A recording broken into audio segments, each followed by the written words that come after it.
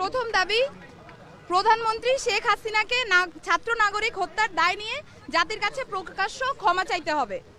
দ্বিতীয় দাবি, আইন শৃঙ্খলা রক্ষাকারী বাহিনী ও দলীয় ক্যাডার এবং সন্ত্রাসী কর্তৃক ছাত্র নাগরিক হত্যার দায় নিয়ে স্বরাষ্ট্রমন্ত্রী আসিফুজ্জামান খান কামাল, সড়ক পরিবহন ও সেতু মন্ত্রী ওবায়দুল কাদের, শিক্ষামন্ত্রী মহিবুল হাসান চৌধুরী নয়ফেল, আইনমন্ত্রী আনিসুল হককে মন্ত্রী পরিষদ থেকে পদত্যাগ করতে হবে।